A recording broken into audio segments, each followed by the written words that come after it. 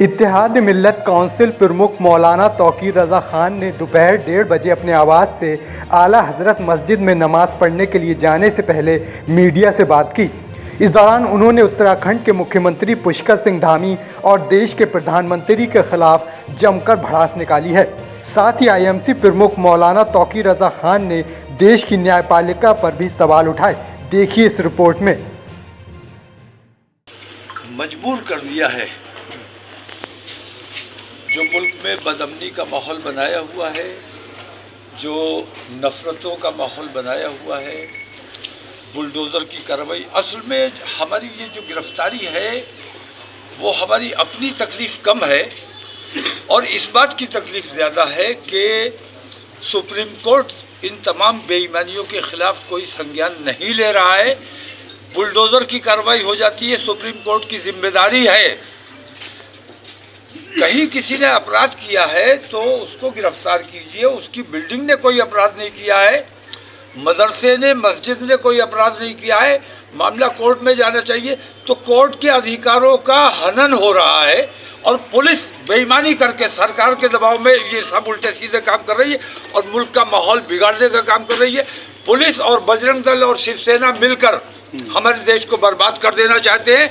हम इस बेईमानी के खिलाफ अब रुकने वाले नहीं हैं। हमने आज ये आंदोलन बरेली से शुरू कर रहे हैं और इस आंदोलन को हम इंशाअल्लाह मुल्क गिर पैमाने पर चलाने वाले हैं। प्रशासन का कहना है कि वो इस्लामिया में आपको एकत्र नहीं होने दिया जाएगा।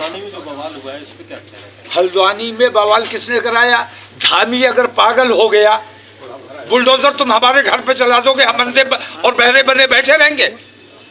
अब किसी बुलडोजर को बर्दाश्त नहीं किया जाएगा। सुप्रीम कोर्ट अगर संज्ञान नहीं ले रहा है तो हम अपनी हिफाजत खुद करेंगे। हमें कानूनी अधिकार है, अगर हमारे ऊपर कोई हमलावर होता है तो हम उसको जान से मार दें, यह हमें कानूनी अधिकार है। आज आप निकल रहे हैं, आज किस तरीके से, अभी आपका क्या प्लान है? आज आप कैसे निकल रहे हैं इसमें? मैं अभी नमाज पढ़ने जा रहा हूँ, उसके बाद मैं इन संवैधानिक तरीके से, अमन पसंद तरीके से मैं गिरफ्तारी लेना चाहता हूँ, क्योंकि मैं किसी के सामने अपनी शिकायत रख नहीं सकता। मैं मजबूर हूँ। जो जिनके सामने शिकायत रखनी चाहिए वो हिंदुस्तान के सबसे बड़े बेईमान है। नरेंद्र मोदी आज़ाद हिंदुस्तान का सबसे बड़ा झूठा और मक्कार प्रधानमंत्री है।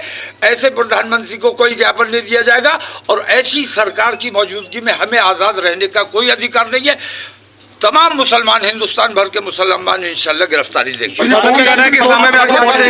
यूनिफॉर्म सिविल कोड को लेकर क्या कहेंगे? जो यूनिफॉर्म सिविल कोड लागू है भारतीय जनता पार्टी के दौर से नहीं, इससे पहले से मुस्लिम पर्सनल लॉ जब मौजूद है कोर्ट में, एक कानून मौजूद है, इसके बावजूद हमारे जितने मसाइल कोर्ट में जाते हैं वो यूसीसी के तहत तय होते हैं, पर्सनल लॉ के तहत तय नहीं होते हैं। और फिर यूनिफॉर्म सिविल कोड रहा कहाँ जब आपने उसमें से कुछ को मुस्तस्ना कर दिया, कुछ को छोड़ दिया, इसका मतलब यूनिफॉर्म नहीं रहा।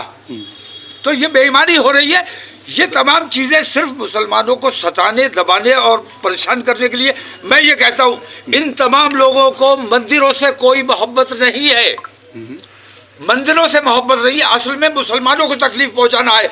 अगर वाकई तुम मंदिरों से मोहब्बत करते हो, ज्ञानव्यापी मैं छोड़ने को तैयार हूँ, दस्तबरदार होने को तैयार हूँ। चलो पहले चाइना तुम्हारे कहा कितना कब्जा कर लिया है। कैलाश मानसरोवर चाइना के बाप की जागीर नहीं, ये हिंदुस्तान का है और हमारे दौरे हुकूमत में हमने हिंदुओं को वो सौंपा था। कैलाश मानसरोवर, आप विश्व शक्ति बने हुए कैलाश मानसरोवर, अगर वाकई तुम हिंदुत्व की बात करते हो और मंदिरों की बात करते हो तो मुसलमान कमजोर है, उस पर बुलडोजर चला के उसकी मस्जिदें तोड़ दोगे। अगर तुम ईमानदार हो अपने मंदिर के लिए, अपने हिंदुत्व के लिए, मैं तुम्हारे साथ चलने को तैयार हूँ। चाइना से पहले कैलाश मानसरोवर को आज़ाद कराइए, मैं ज्ञानव्यापी से दस्तबरदार होने को तैयार हूँ।